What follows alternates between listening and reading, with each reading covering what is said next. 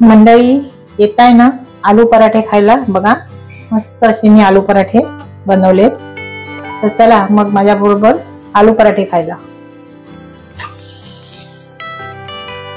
मंडळी आज आपण बनवूया आलू पराठा। आलू पराठा बनवण्यासाठी 2 बटाटे मी उकडून आणि मॅश करून घेतलेले आहेत आणि आपलं कणिक जे मळतात ते चपातीसाठी जे कणिक मळतात तेच कणिक घ्यायचे, थोडस नरम घ्यायचंय, म्हणजे चपातीला असते तसंच घ्यायचं। तर मी एक थोडस हे कणिक मळलेले घेतलेलं आहे। कणिक मळताना का मी दाखवलेलं नाहीये, कणिक रेग्युलर जसं मळतात तसंच कणिक बनवायचंय चपातीसाठी बनवतात। आता ह्यामध्ये मी आलं आणि जिऱ्याची पेस्ट करून ठेवलेली आहे ती घालते। मी शाकाहारी भाजीमध्ये पण आलं आणि जिऱ्याची पेस्ट घालते, त्याने खूप चव चांगली लागते भाजीला।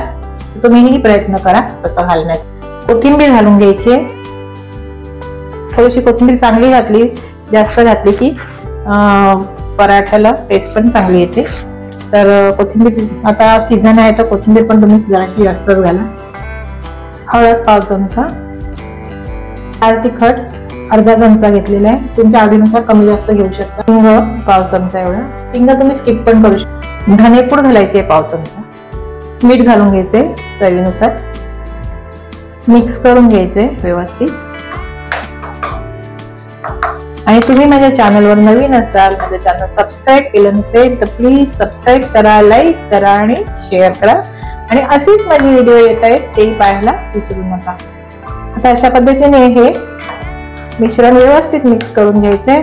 झटपट अशी लहान मुलांच्या टिफिनसाठी किंवा गरमागरम, आता थंडीचं सीझन आहे, अशा पद्धतीने पराठे बनवायचे। थंडीमध्ये पराठे खाल्लेले खूप छान असतात, चांगले असतात शरीरासाठी। मस्त बटर किंवा तुपामध्ये, ज्यांच्याकडे बटर अवेलेबल असेल त्यांनी बटर घाला, नाहीतर तूप लावा, वरून तेल लावा आणि पराठे बनवा। आता हे मिश्रण व्यवस्थित असं मिक्स करून घ्यायचंय। कणकेचे असे मी 4 गोळे करून घेतले, थोडासा एक गोळा असा लाटून घ्यायचंय आणि त्यामध्ये हे स्टफिंग भरायचंय। जे आपण आता बनवलं ते हे स्टफिंग त्यामध्ये भरून घ्यायचंय। तुमच्या आवश्यकतेनुसार तुम्ही कमी जास्त घालू शकता।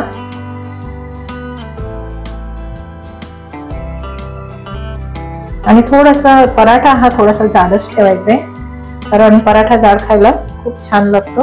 आणि अशा पद्धतीने स्टफिंग भरायचं आणि असं व्यवस्थित लाटून घ्यायचं। आणि टिफिन साठी वगैरे अशा पद्धतीने बनवा। हा पराठा थोडासा बटाटा आलू पराठा आहे ना, थोडासा साईडने फुटला जातो, काही हरकत नाही, कडा त्याच्या फुटल्याच जातात। तर अशा पद्धतीने लाटून घ्यायचा आणि मस्त भाजून घ्यायचा। आता मी हा लाटून घेते। तवा गरम करत ठेवलेला आहे, पराठा असल्यामुळे तव्याला थोडस पहिलं तूप लावून घ्यायचं। तूप बटर जे काही तेल घी असेल तरी काही हरकत नाही, तुमच्याकडे जे अवेलेबल असेल ते तुम्ही लावू शकता। सर्वप्रथम मी तूप लावून घेतलं थोडस। आता तव्यावर पराठा घालून घ्यायचा। आलू पराठ्याचा थोडासा असा कडा सुटल्या जातात आणि पराठा थोडासा जाडसरच लाटायचा। अशा प्रकारे आता हा मी भाजून घेते आणि हे दुसराही बनवते। आता पलटून घेऊया। ही दुसरी बाजू आता व्यवस्थित भाजून घ्यायची आहे, वरची बाजू आधी थोडीशी भाजून पलटून घ्यायची असते।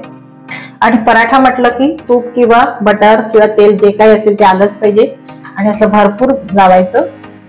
मस्त थंडी आहे तर असं वरून असं लावून घ्यायचं, जोपर्यंत ही खालची बाजू आहे त्याची ती व्यवस्थित परतत नाही, म्हणजे शिजून होत नाही, भाजून होत नाही, तोपर्यंत आपण हे वरून तेल लावून घ्यायचं। तूप तेल बटर काही पण लावून घ्यायचं आणि पुन्हा पलटी करायचे। आता पलटून घ्यायचंय,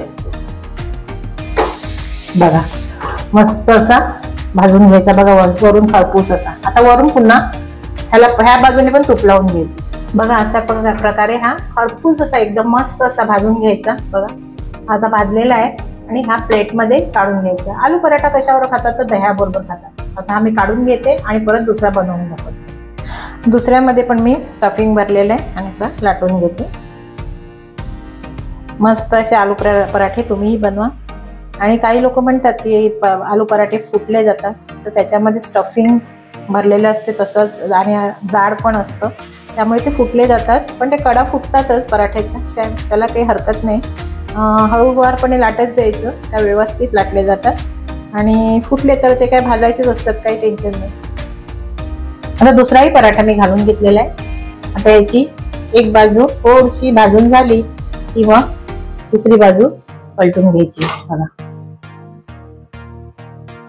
आता ह्याला वरून पहिला बनवला तशाच पद्धतीने, आणि कडा फुटल्या तर बिलकुल घाबरू नका. आलू पराठ्याच्या ह्या कडा थोड्याशा फुटल्याच जातात.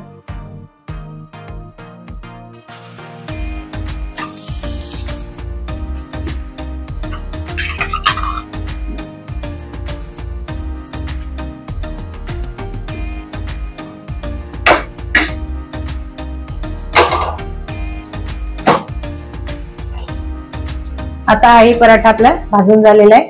तर हा प्लेट मध्ये काढून घ्यायचा. असे खरपूस भाजून घ्यायचे मस्त असे बघा. मंडळी येताय ना आलू पराठे खायला? बघा मस्त असे मी आलू पराठे बनवलेत.